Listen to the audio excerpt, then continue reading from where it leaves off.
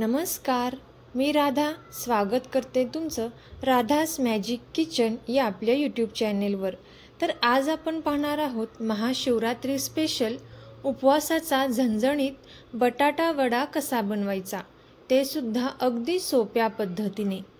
तर कसा बनवायचा यासाठी रेसिपी अगदी शेवटपर्यंत नक्की पहा। चला तर मग आजच्या रेसिपीला आपण सुरुवात करूया। तर सर्वात अगोदर इथे आपल्याला एक 7 ते 8 उकडलेले बटाटे घ्यायचे आहेत। हे बटाटे आपल्याला मधून चिरून घ्यायचे आहेत। आता आपण हे बटाटे थोडेसे स्मॅश करून घेणार आहोत। अगदी पूर्णपणे आपल्याला हे स्मॅश करायचे नाहीत। बटाट्याच्या फोडी थोड्याशा लहान मोठ्या राहतील या पद्धतीने इथे आपल्याला हे स्मॅश करून घ्यायचं आहे। आता इथे मी हे 5 ते 7 मिनिटांपर्यंत स्मॅश करून घेतलेला आहे। त्यानंतर इथे आपण एका मिक्सरच्या भांड्यामध्ये 4 ते 5 बारीक चिरून घेतलेली मिरची, 1 चमचा जिरे घातलेला आहे। आता आपण हे मिक्सरला बारीक करून घेणार आहोत।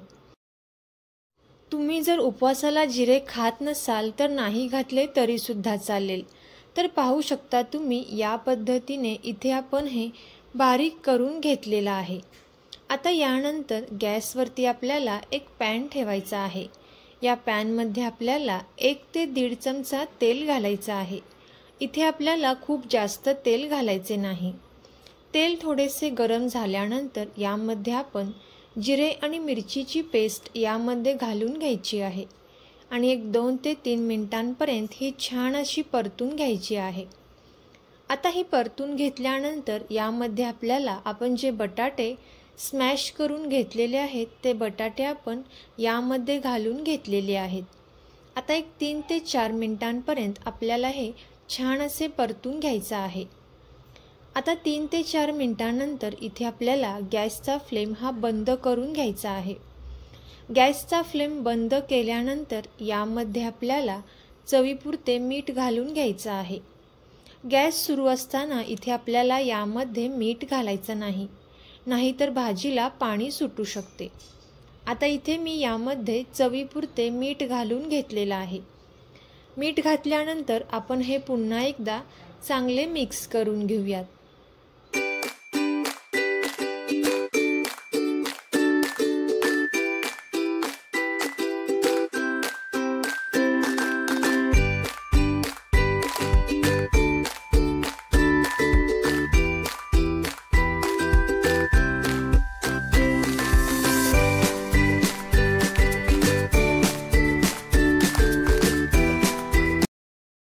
आता यानंतर इथे आपण ही एका प्लेटमध्ये काढून घेणार आहोत। आता ही भाजी आपल्याला पूर्णपणे थंड करून घ्यायची आहे। यासाठी इथे आपण ही या पद्धतीने एका प्लेटमध्ये पसरून ठेवणार आहोत। आता एक 10 ते 15 मिनिटांनंतर इथे ही भाजी पूर्णपणे थंड झालेली आहे। एकदा आपण पुन्हा एकदा स्मॅशरने या पद्धतीने थोडेसे स्मॅश करून घेणार आहोत। आता इथे आपल्याला हाताला थोडेसे तेल लावून घ्यायचं आहे, जेणेकरून गोळा करताना हाताला हे बटाट्याचे मिश्रण चिकटणार नाही।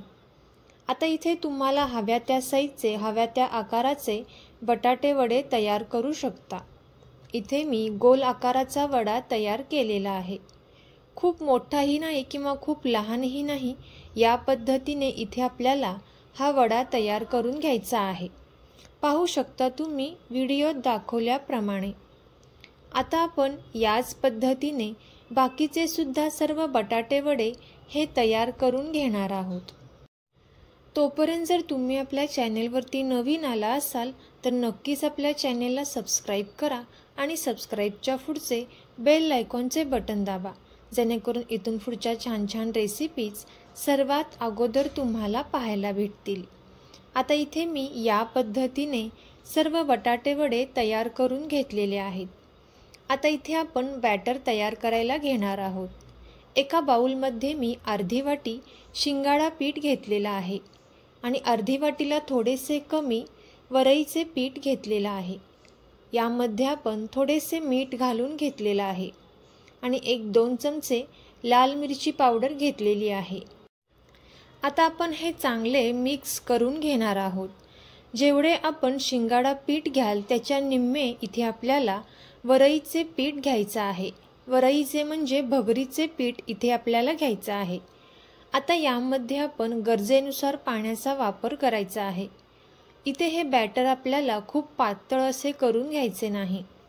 ज्या पद्धतीने आपण बटाटा वडा करण्यासाठी बेसनचे पीठ तयार करतो त्याच पद्धतीने इथे आपल्याला हे बॅटर तयार करून घ्यायचं आहे।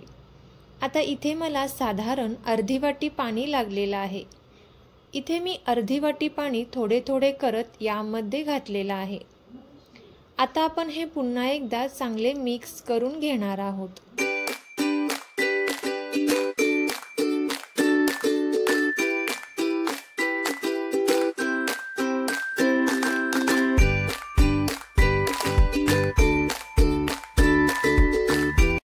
आता इथे आपण हे चांगले मिक्स करून घेतल्यानंतर अर्धा चमचाला थोडेसे कमी बेकिंग सोडा यामध्ये आपण घातलेला आहे।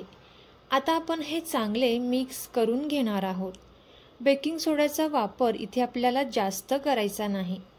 आता यानंतर आपण बटाटे वडे या पद्धतीने पिठामध्ये सोडू शकता। जर तुम्हाला हाताने बटाटे वडे तेलामध्ये सोडता येत नसतील तर तुम्ही या पद्धतीने बटाटे वडे हे तेलामध्ये नक्कीच सोडू शकता। आता इथे एका साईडला पॅनमध्ये तेल गरम करण्यासाठी ठेवलेला आहे। आता गरम तेलामध्ये इथे आपण या पद्धतीने हे वडे सोडून घेणार आहोत।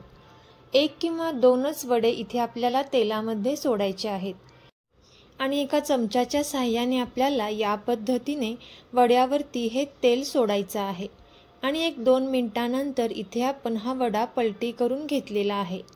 तर अशाच पद्धतीने आपण बाकीचे सुद्धा हे सर्व वडे तळून घेणार आहोत।